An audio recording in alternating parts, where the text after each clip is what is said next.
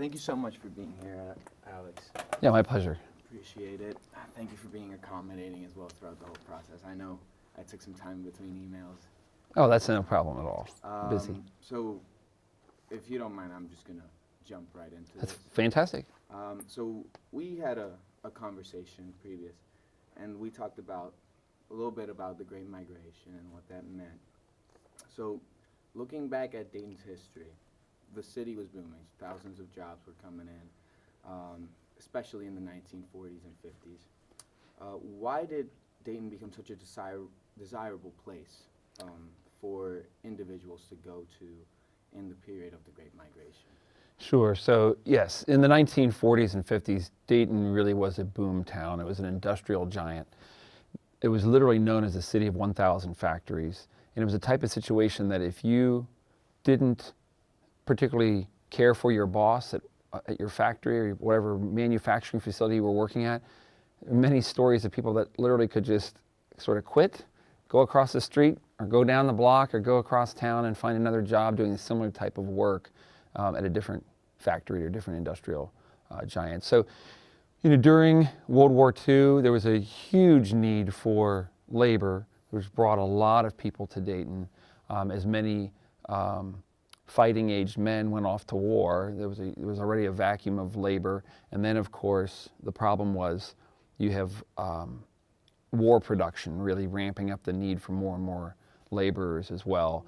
And so that was part of it, certainly. And then in the 1950s in Dayton, as well as in many cities across the country, we started having that post-war consumer-driven manufacturing. So everyone needs to have those needs fulfilled for all that pent-up demand for the latest and greatest appliances, the latest and greatest consumer goods. And so many of those things were being produced right here in Dayton, Ohio.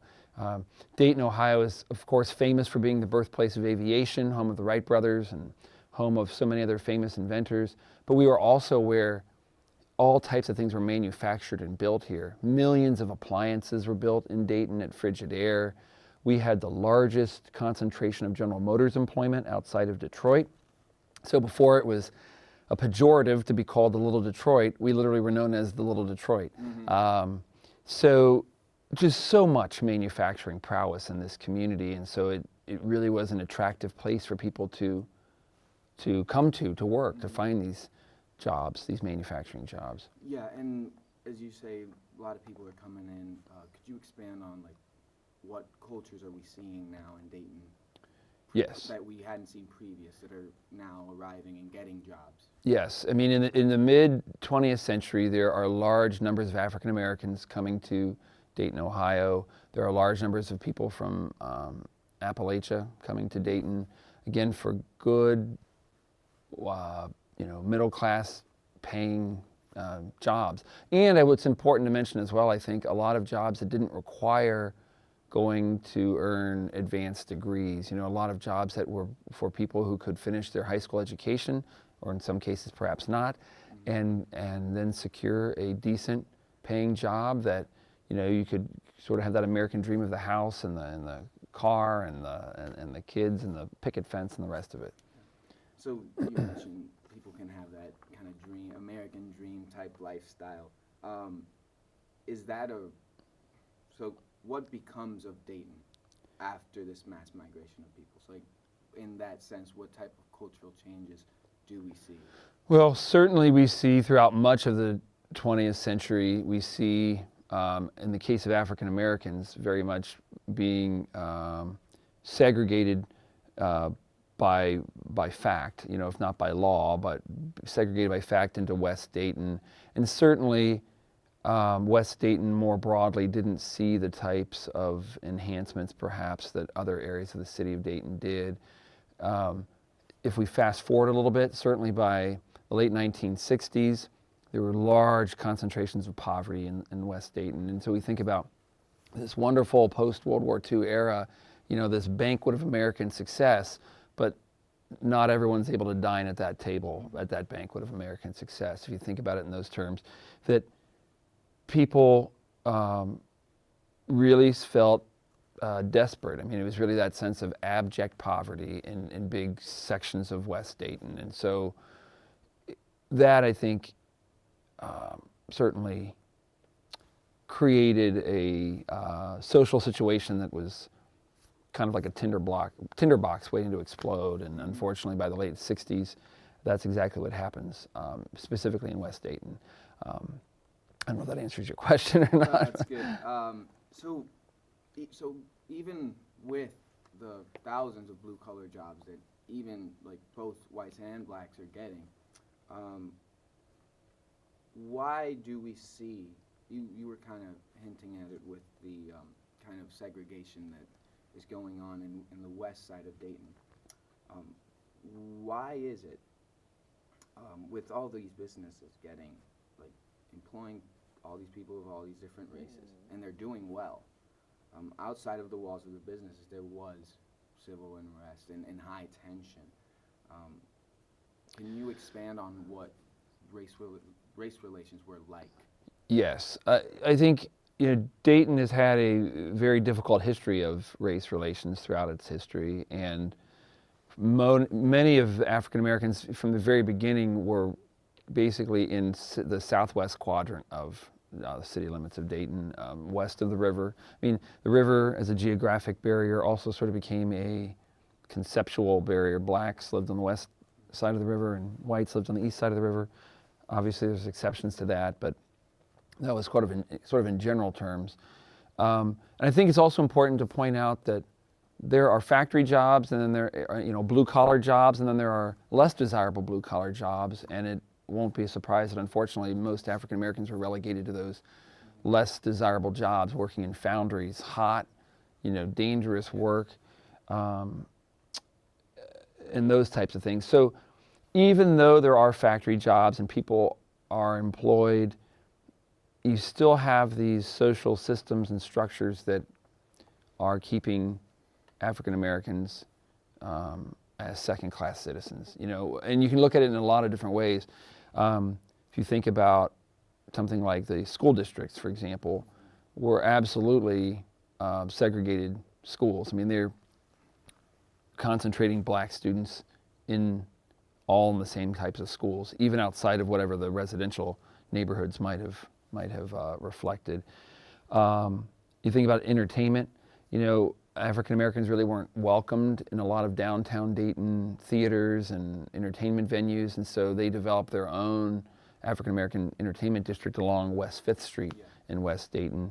There were theaters like the Palace Theater and the Classic Theater that catered almost exclusively to African Americans and African American entertainment. So I think even though many African Americans coming to Dayton from parts of the rural South found their existence in Dayton to certainly be better than it would have been, or maybe than the earlier generations had been in this rural South, it would be absolutely false to suggest that everyone that came here and these families that relocated here were met with open arms and were met with, the keys to a house and a car and a job. I mean, that is certainly not the case for everybody, and that existence for everybody. So you hinted at West 5th Street, and yes, clearly it's better for people in Dayton at that time, for African Americans at that time.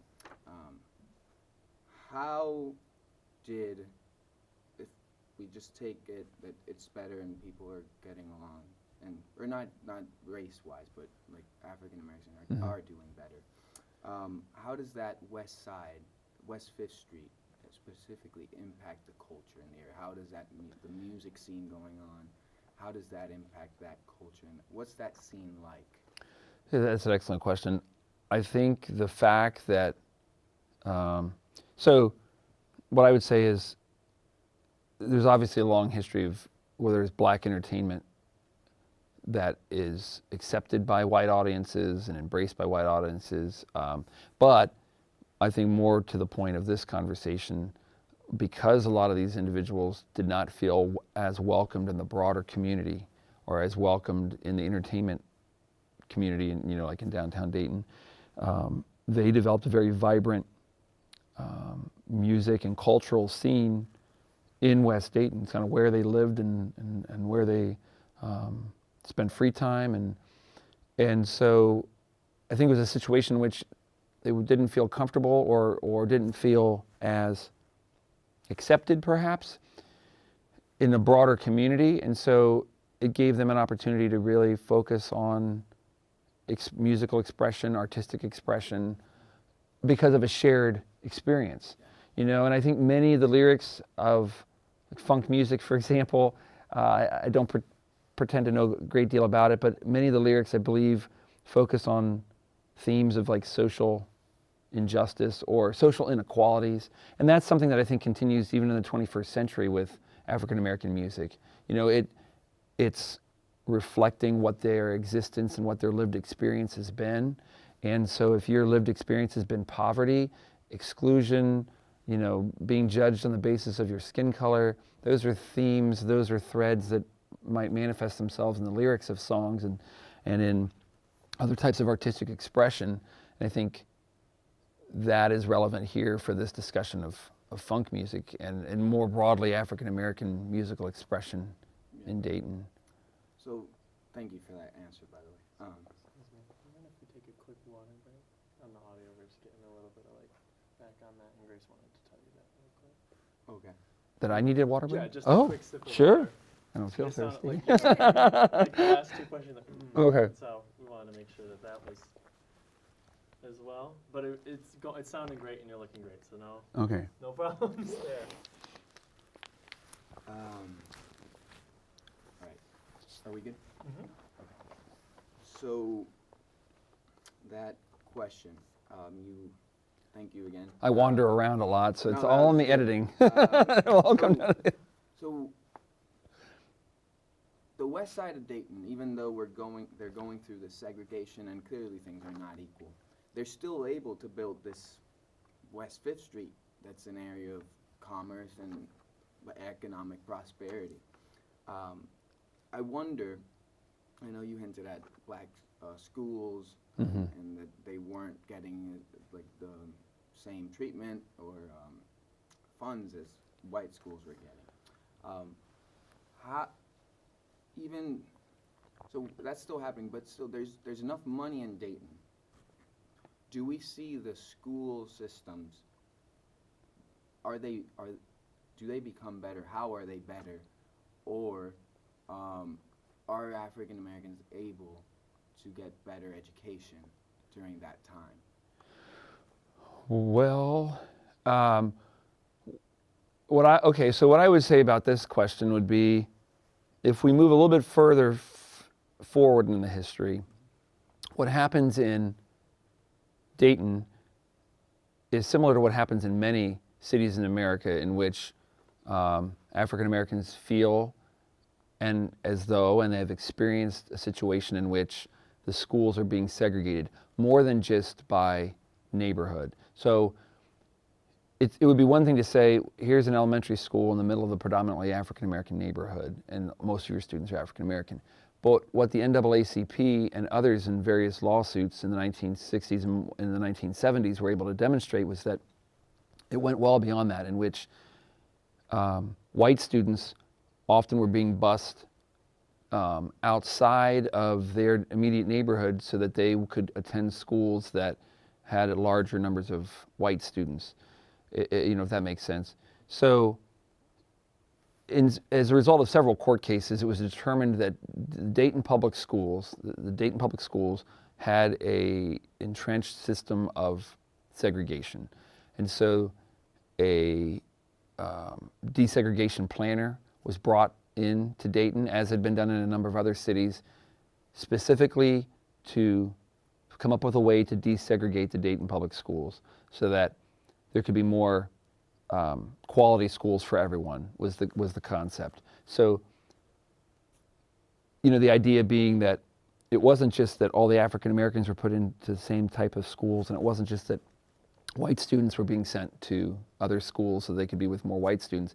It was this perception and reality that the quality of instruction was of a lower quality in the African American schools than it was in the predominantly white schools. And so what ends up happening is a desegregation plan gets put into effect for Dayton. Now, you have a situation in which students, white or black, in order to create racial balance in the schools, maybe a white student living in East Dayton is now bused to West Dayton, and African American students in West Dayton are bused to East Dayton. And so there was already a trend line in the city of Dayton after, say, 1960, in which people were starting to move out in larger numbers to the suburbs. Well, now that you have this court-ordered desegregation plan, now this idea of white flight exponentially increases. And so in the 1970s, thousands and thousands of white Daytonians leave the city of Dayton city limits in order to go out into the suburbs. Partly, it could be argued for that, that new suburban type of ideal that people were chasing, but many of them, without question were moving so that they didn't have to send their students through this whole desegregation planning process. It's just a reality. You can look at the city limits of the city of Dayton.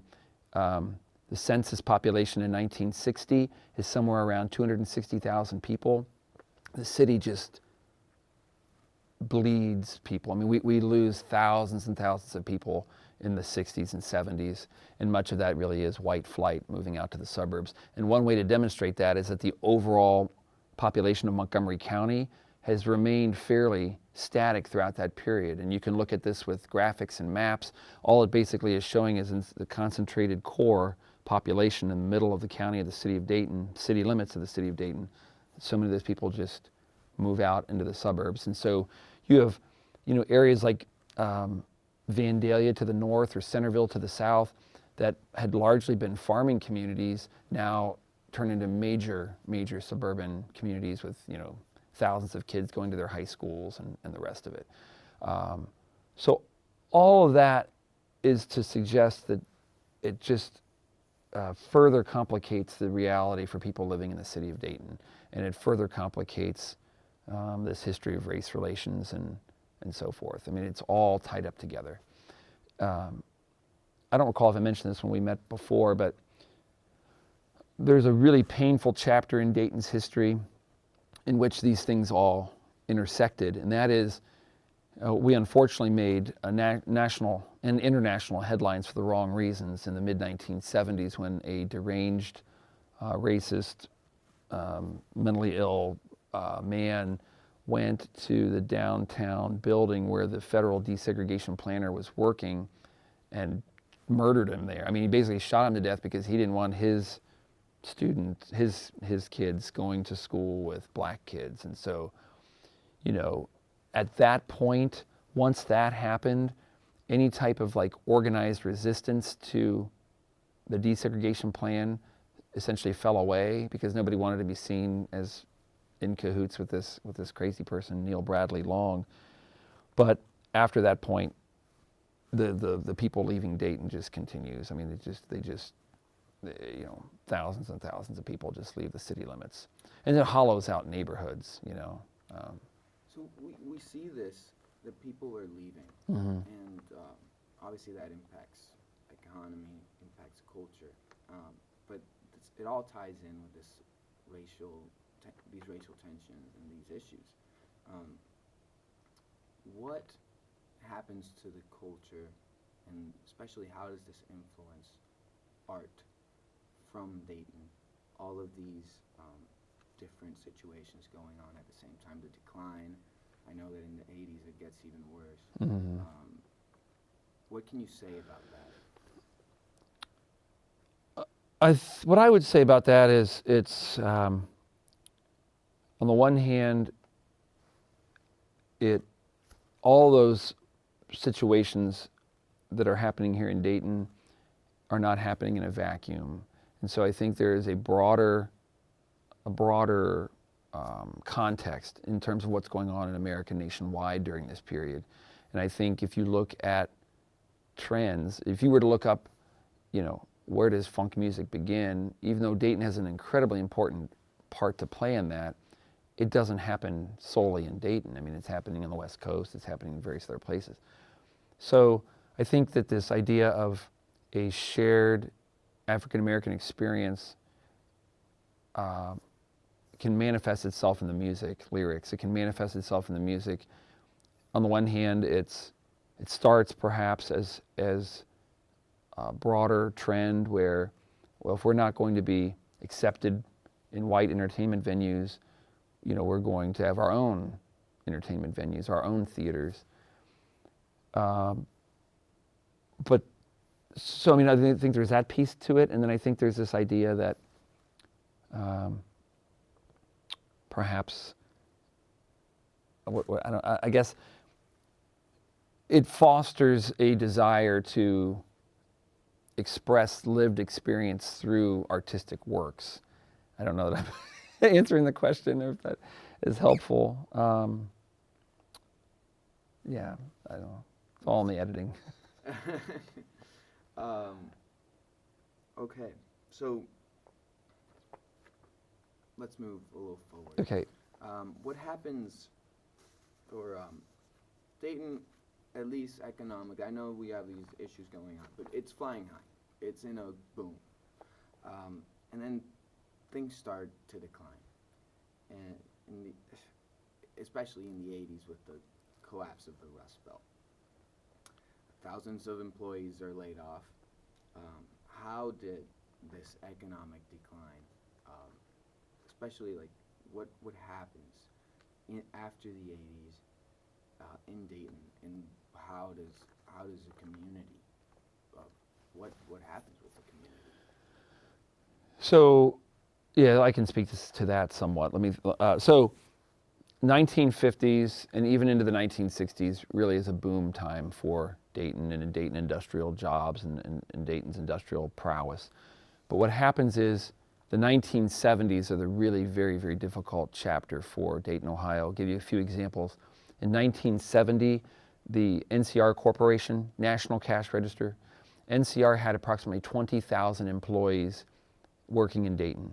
By 1980, it was down to about 5,000 employees. So that's one famous large company in Dayton that loses 15,000 employees in one decade. Similar things are happening with some of the General Motors plants, some of the other large factories. We had in West Dayton the largest printing plant under one roof anywhere in the world, McCall's Printing.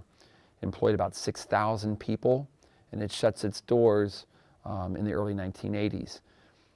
There are a number of reasons for these things. There are challenges with automation and some of our Dayton employers not adapting to new technologies quickly enough.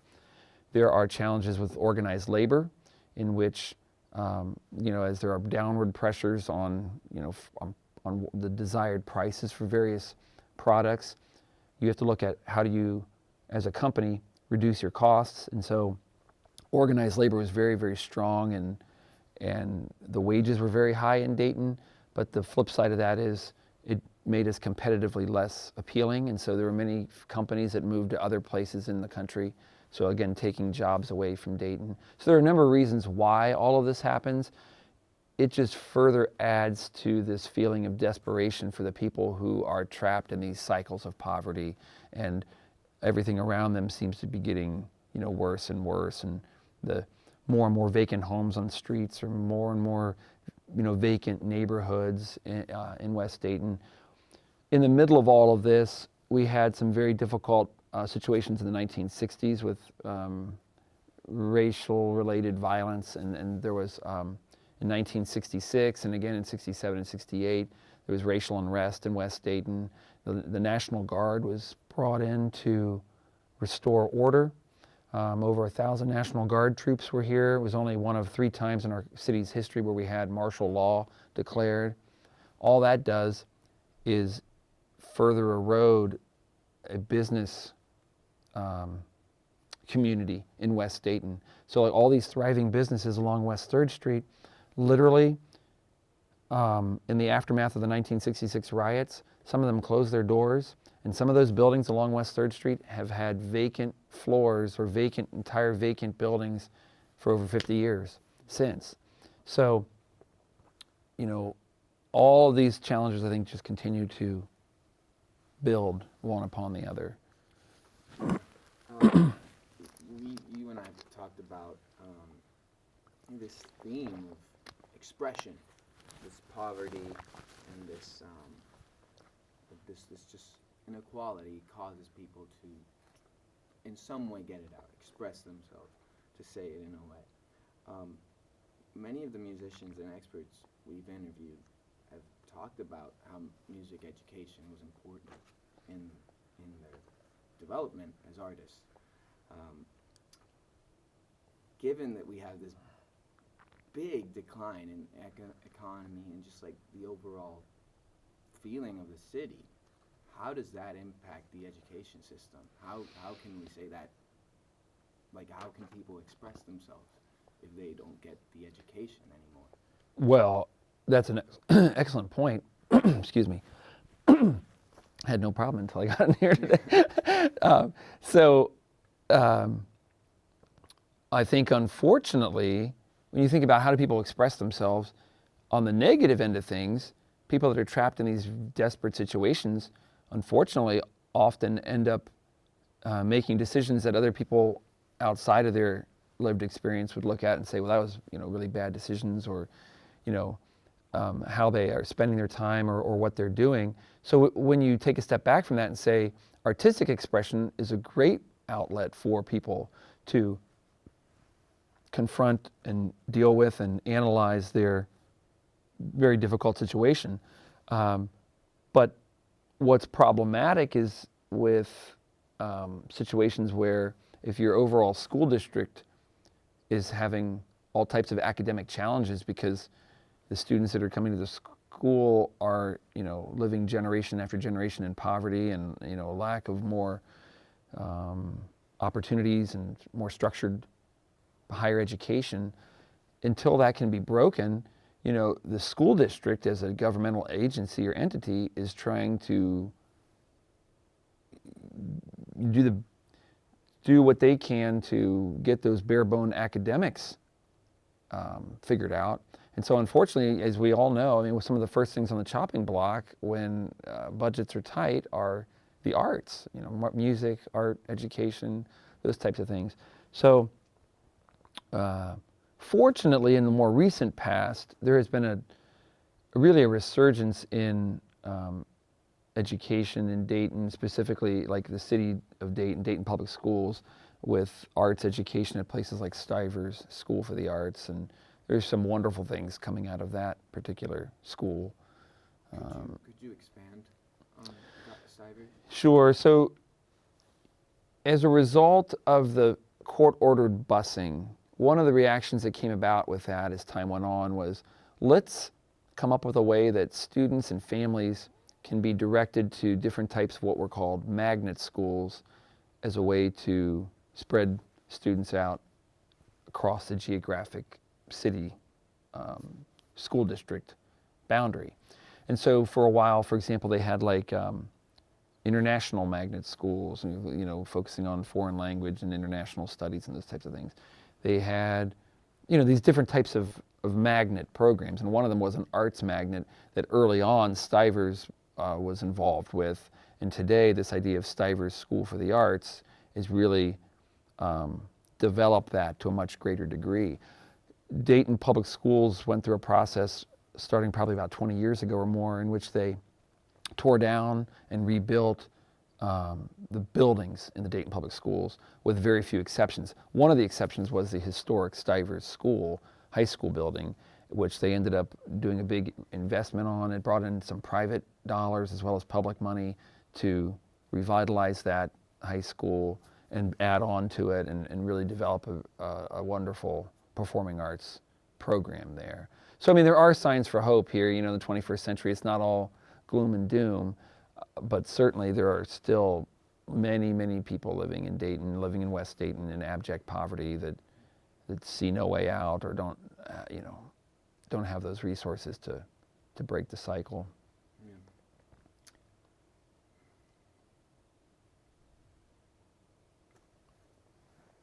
So thankfully we're seeing somewhat of a resurgence, and maybe that could bring about some change, at least revitalize this city. But I want to focus a little bit on funk and answer this as you can. Okay.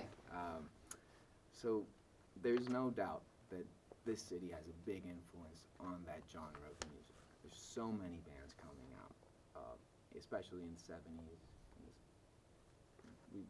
With Ohio Players being from the 60s onward, but they make their appearance as a really big band in the 1970s. So they coined Dayton, a lot of people have coined it as the land of funk. Mm-hmm. And I just want to see if you can explain, or at least give us something on what that meant for Dayton at that time. Even with the things that were going on, like the city was kind of in a downfall, but so many artists from here were having such a big impact nationally. What did that mean for the Dayton community and the culture in the city? I certainly believe that funk music created a very positive identity for Dayton more broadly, and certainly for West Dayton more specifically. You look at even some of the names of some of the funk groups, like Lakeside. There was a Lakeside amusement park in West Dayton, so drawing upon the name of a band right by, that lived experience. I think any city, any community can claim whatever they'd like, we're the world's greatest fill in the blank. I think what the difference is what type of impact does it have beyond your own local community. And so what I would suggest to that, again, I don't pretend to be an expert on any of this, but if you take some of the funk groups that arose here in Dayton, like Ohio Players, or Roger Troutman, who had his Troutman Sound Labs on Salem Avenue in Dayton, those are two examples where other nationally and internationally known recording artists have worked with those groups or sampled music from those groups. I think Ohio Players, Red Hot Chili Peppers have, been inspired by them, and Dr. Dre and all kinds of West Coast, hip hop and rap scene has sampled, and worked with some of these Dayton funk music groups. So again, I think that is something that people in Dayton, I think, are proud of. There are lots of things to be proud of in Dayton, and I think funk music is one of those things that the community really can be proud of. I agree.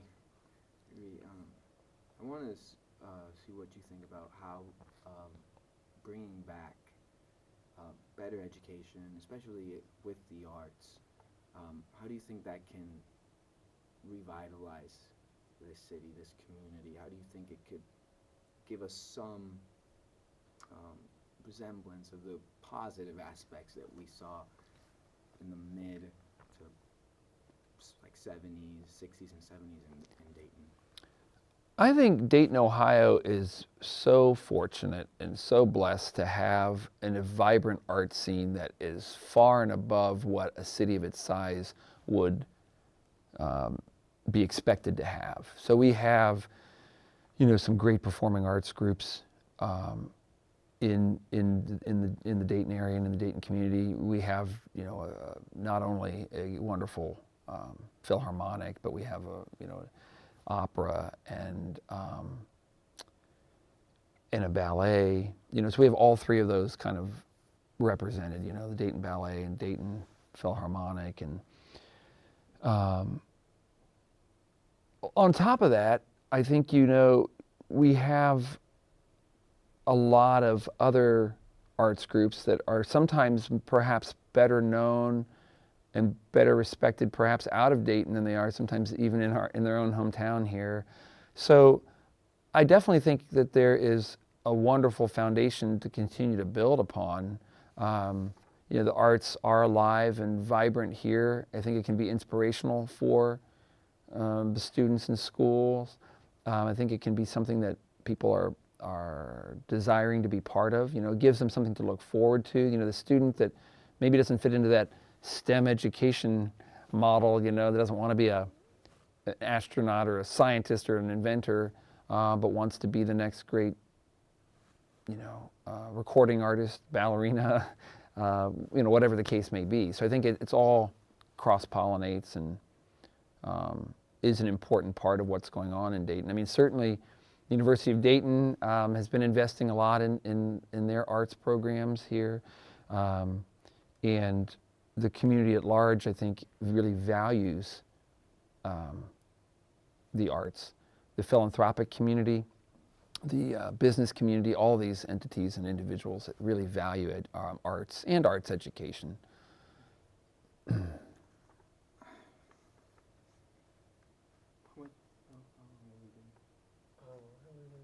been just recording yeah.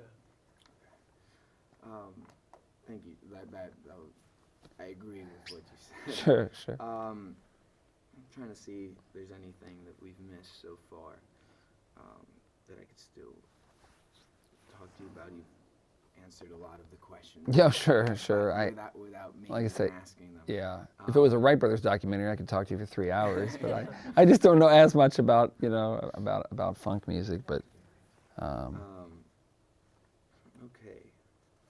So, again, this is a question that if you can answer, please do. If not, there's no problem.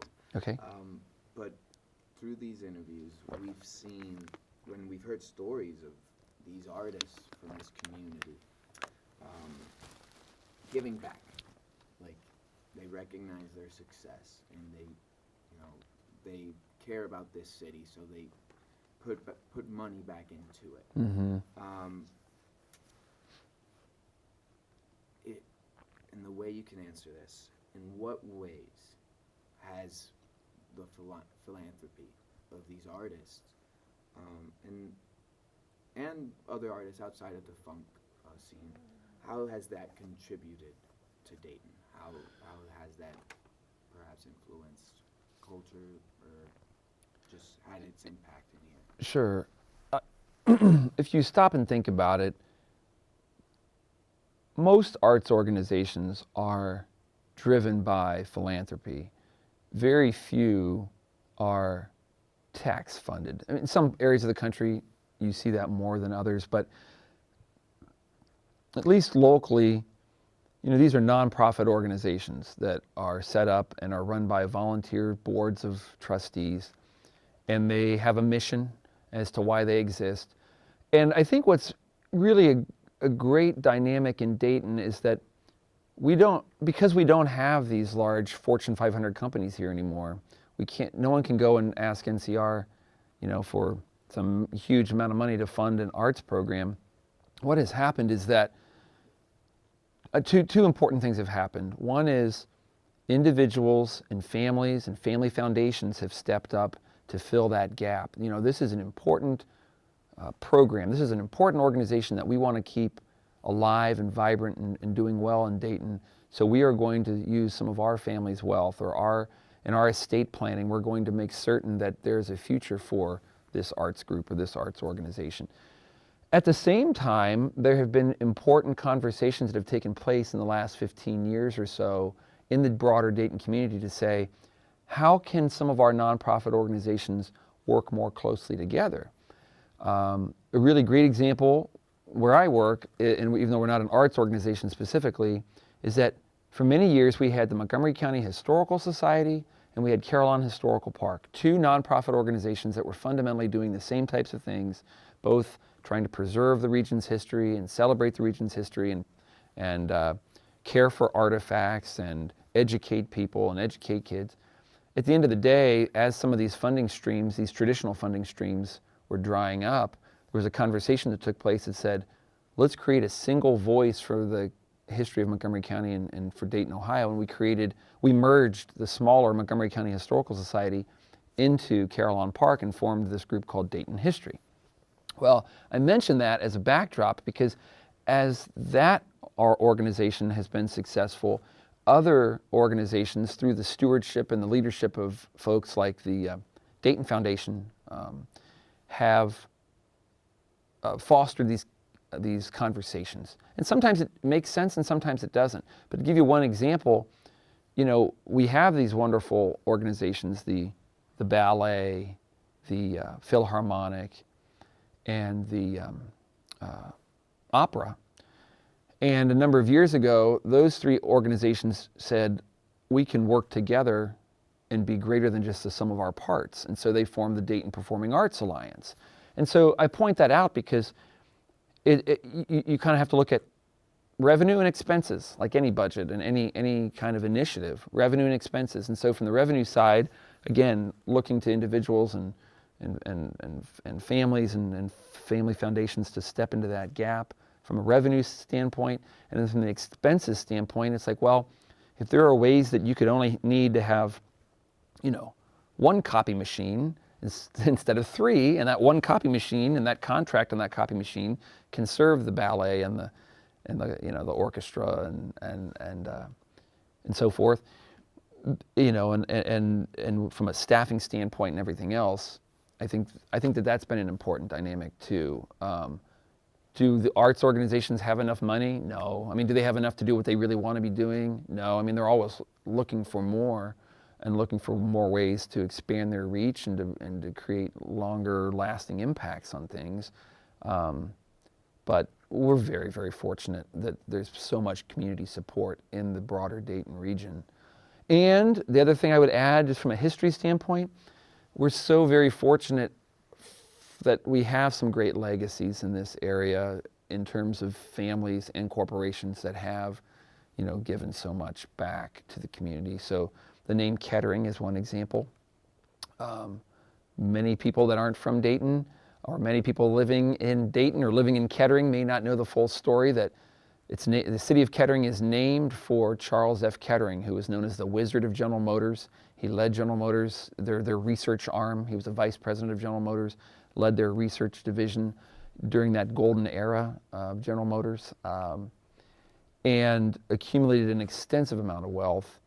And he and his descendants have given so much of that back to the Dayton community, to the arts, and to other initiatives and areas in Dayton as well.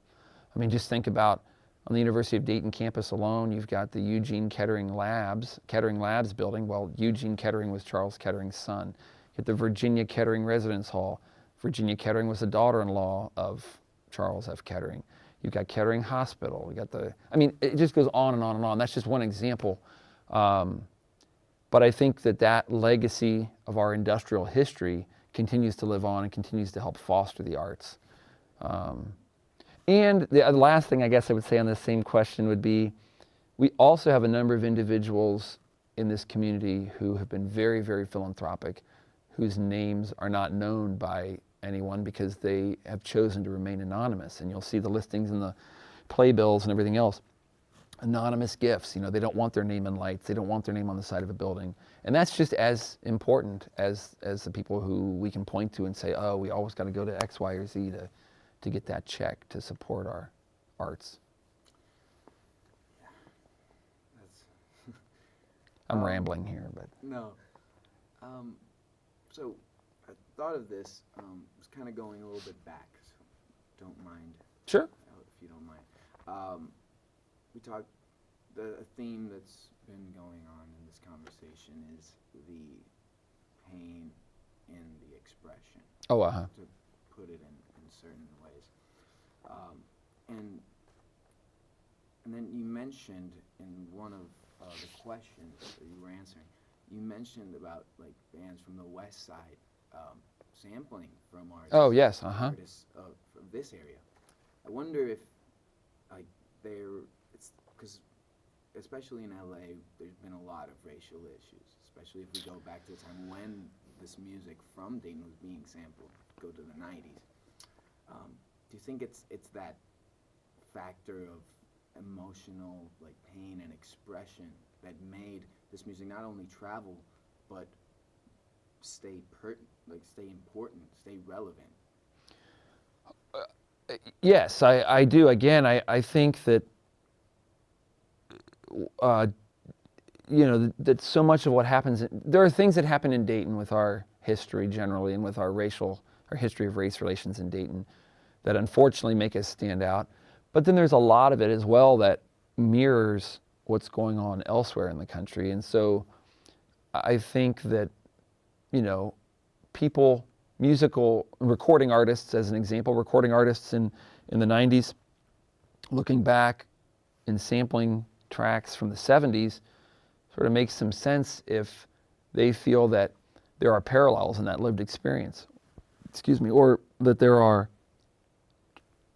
threads running through the entire African American history experience of the last 50 years or 100 years or 150 years that can be expressed through the music.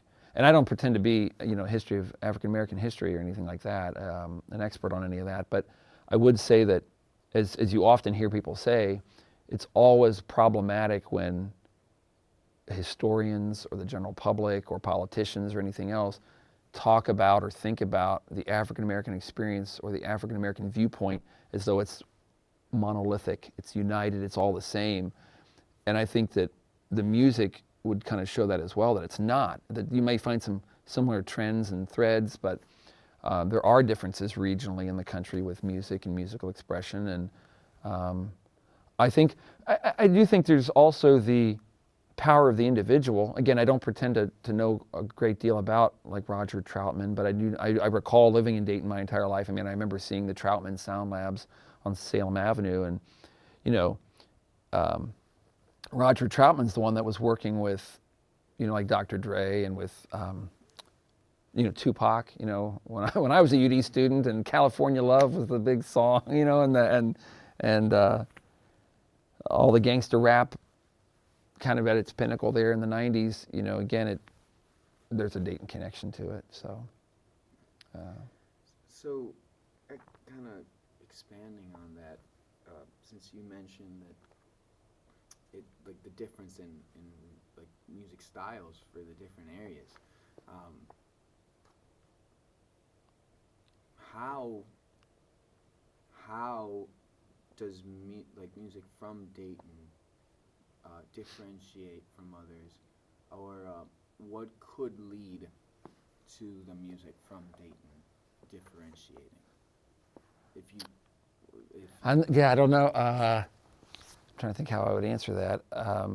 It's like what could you see from this area in terms of the people that lived here and what they went through, and how could have that compared to different areas in America? Well, that's interesting. I don't know if this is really answering your question, but as we're talking and as you're asking this question, perhaps one of the things that occurs to me that might be very telling as we think about this overall context is, if you think about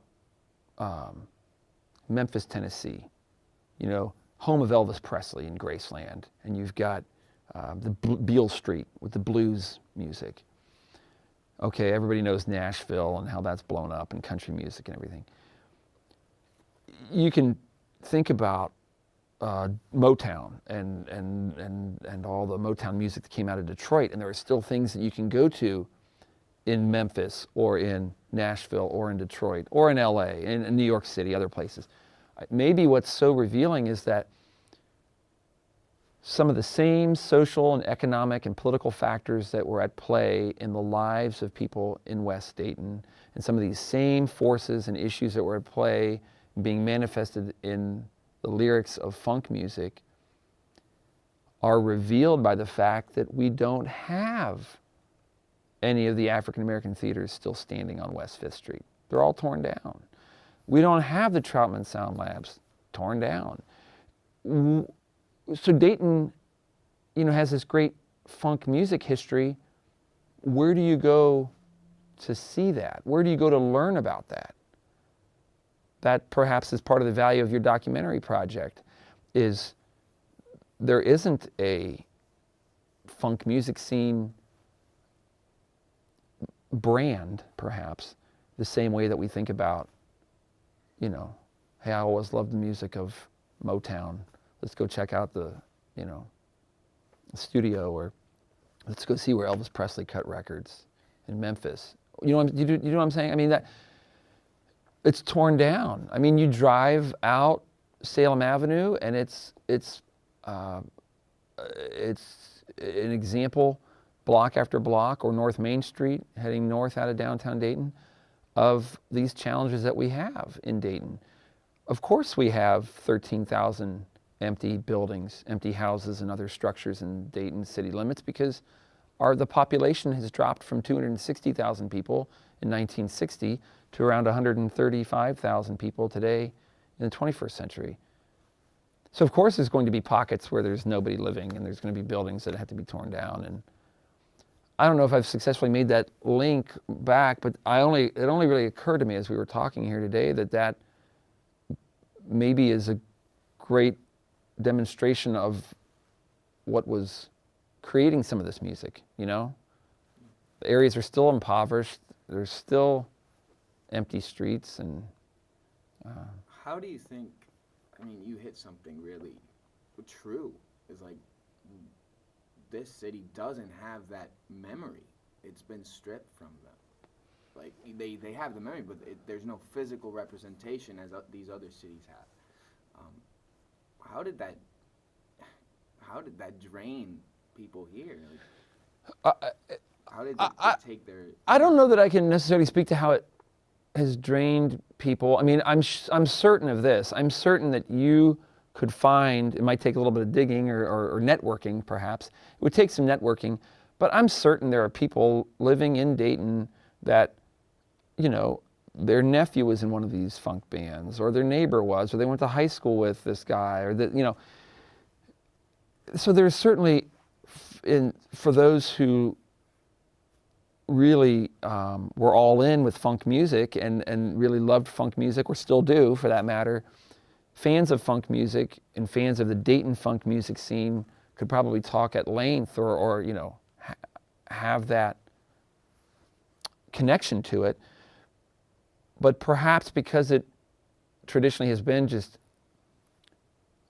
I guess what I'm trying to say is there has not been an effort, there wasn't an effort at the time perhaps to capitalize on or to try to make like a tourism driver, you know, come to Dayton, Ohio, the land of funk, and see where the Ohio players performed, or see where Zap did X, Y, or Z, or see, you see what I'm saying? I mean, I and the lack of physical places like that, I think, I'm certain there are people who are familiar with the funk music story that feel that sense of, you know, Dayton doesn't appreciate this, or Dayton doesn't know what Daytonians contributed to the funk music scene, or just if even more broadly to the, maybe the world doesn't really recognize what Dayton gave the world in respect to funk music. And I guess the argument would be that that's still the case today, which again is why perhaps your documentary will be enlightening to people and so important. I guess I like this term we've been talking about. I guess I can do one more question. Sure. On it. We've established that even though there is this memory of this great time and this great music and this great culture that this city had, there's no physical memory, to say it in some term. How can we bring that back? How can we revive that feeling? Like, because I don't know about you, I'm from Puerto Rico. Like, the fact that so many great artists come from my island, that means something, you know, even though it's not a physical thing, even though you don't see it, you can feel it. It's like, wow, I'm proud. I'm from the same place he was, and he made this beautiful music. I don't doubt that people here had that sense. Like when Zap would release an album, when the Ohio Players would hit #1, people here would be proud. That's totally understandable. How could we bring that back, or at least build a foundation with that? Because it's there. It's in our memory. I think it's a very good point. And, you know, you think about, unfortunately, Puerto Rico has been hit by so many like natural disasters, but it's like, but people persevere, and, you know, and there's that identity and that pride in the artistic elements of it. So I think, I mean, that's a very interesting question. I know that there have been initiatives. I don't know at the exact moment where the initiative stands to put like a funk museum in the former site of the Sears department store complex at the former Salem Mall in Trotwood, Ohio. And I do know that building is now on the National Register of Historic Places, the Sears building, because of its, Ohio modern architecture and so forth. So certainly that would be a step in the right direction, I suppose, if there was an initiative that was successful in bringing together some of the artifacts, for lack of a better term, the relics, the artifacts of the funk music scene in Dayton, where people could go and view those things and enjoy seeing those things and learning about them and maybe being inspired to do something more. But it's a difficult question you're asking. How do you put the toothpaste back in the tube? And the reason I mentioned that, it's like once you've lost an opportunity to capitalize on something, it can be difficult to, once other people are claiming it. Before this interview, I looked up to see, where did funk music originate? And, primarily it's a discussion like online, the Wikipedia entry or whatever is primarily talking about the West Coast, in California and so forth. So I do think that there's some work to do. One thing I might add, kind of as a final note on this whole discussion, would be that by the late 1970s, many people in Dayton were thinking about and realizing that we had not capitalized upon our identity as the birthplace of aviation and the home of the Wright brothers and all this other great stuff. So a group formed called Aviation Trail that, among other things, they set up an actual driving tour trail where you can go and see all these various aviation history sites on a driving tour around the broader Dayton area. But they also put their stake in the ground in West Dayton and said, we're going to save and preserve the building where the Wright brothers had their printing career. We're going to preserve this Wright brothers bicycle shop and try to recapture some of what had been lost. Because, the Wright brothers' boyhood home and their famous bicycle shop where they built the airplane are both in Henry Ford's Greenfield Village Museum Complex, 200 miles north of Dayton. It's like, what? Why are they there? They literally moved them up there.